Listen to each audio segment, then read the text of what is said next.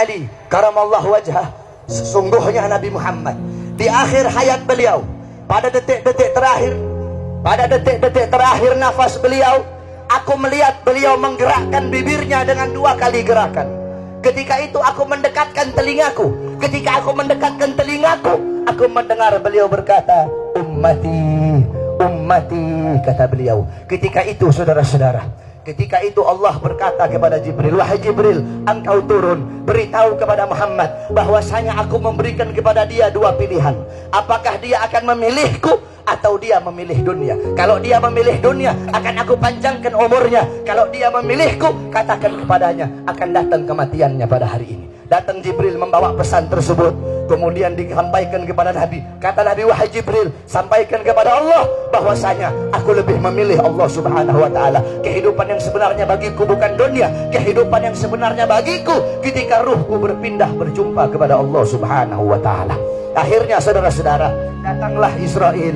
Datang Israel untuk mencabut nyawa Nabi Muhammad SAW. Ketika itu Nabi Muhammad SAW terbaring di rumah Sayyidatuna Aisyah di atas kasurnya. Ketika itu datang Israel. Israel pun izin untuk mencabut nyawa Nabi Muhammad. Apa kata Rasulullah SAW? Ketika itu ditemani oleh Jibril. Ya Khalili Jibril, wahai kekasihku Jibril, aku belum puas meninggalkan umatku kalau belum diberikan jaminan oleh Allah subhanahu wa ta'ala. Pergi Jibril menemui Allah subhanahu wa ta'ala. Fa'ahallahu ta'ala ala Jibril, basyirhu ya Jibril, innahu awwalu nasin khariju minal ardi idha bu'isu wa sayyiduhum idha jami'u, fabasyirhu innal jannah muharramatun alal umam qabla an tadkhuluha ummatuh. Wahai Jibril, sampaikan kepada Muhammad, dia manusia yang pertama kali akan aku bangkitkan di hari kiamat dan menjadi manusia yang memimpin seluruh manusia kelak pada hari kiamat. Dan sampaikan kepadanya jaminan dariku bahwasanya sorga aku haramkan untuk dimasuki oleh siapapun sebelum sorga dimasuki oleh umatnya. Ini jaminan dariku wahai Jibril. Nabi Muhammad pada saat detik-detik terakhir nafasnya tidak memikirkan diri beliau, keluarga beliau, anak cucu beliau. Yang beliau pikirkan kalian sebagai umat, saudara-saudara. Apakah cukup sampai di situ? Tidak, tidak cukup sampai di situ. Dicabut nyawanya Nabi. Dicabut nyawanya Nabi. Ketika dicabut nyawa Nabi Muhammad, Nabi mendesah. Ketika dicabut nyawa, Nabi berlirih. Ah, kata Nabi. Dicabut lagi nyawa Nabi. Nabi berkata, ah. Di samping Nabi Muhammad ada sebuah cawan berisi air. Beliau letakkan tangan kanan beliau. Beliau usapkan keringat, peluh-peluh keringat-keringat yang keluar di wajah beliau. Beliau berkata, ya Khalil Israel, wahai kekasihku Israel, apakah seperti ini rasa sakit dicabut nyawa wahai Israel?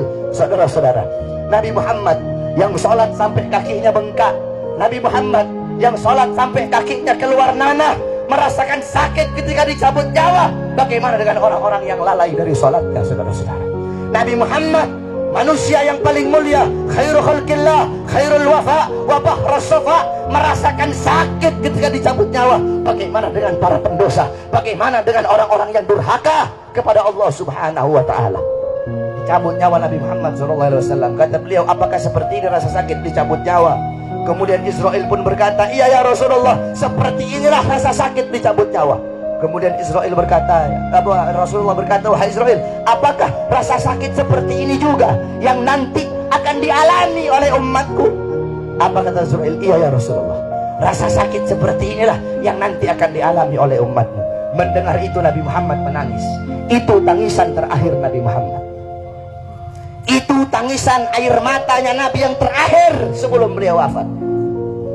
Beliau mengangkat tangan, doa terakhirnya Nabi, harapan terakhirnya Nabi, doa yang menutupi kepergian Nabi Muhammad, doa yang menutupi wafatnya Nabi Muhammad. Beliau mengangkat tangan, mengadahkan tangan kepada Allah subhanahu wa ta'ala. Allahumma khaffif ala ummati fi sakratil maut. Ya Allah, ringankanlah. Ya Allah, permudahkanlah sakratul maut umatku. Ya Allah, ya Allah, aku nabi mereka, aku pemimpin mereka, aku penanggung jawab mereka. Berikan seluruh rasa sakit sakratul maut mereka kepada aku ya Allah. Biar aku menanggung rasa sakit sakratul maut umatku ya Allah. Umatku tidak akan kuat, umatku tidak akan mampu ya Allah. Biar aku menanggung seluruh sakratul maut mereka. Berikan rasa sakit sakratul maut mereka kepada aku ya Allah. Di mana kalian untuk Nabi Muhammad? Apa yang telah kalian lakukan untuk Nabi Muhammad SAW? Sudahkah kalian menyenangkan hatinya Nabi?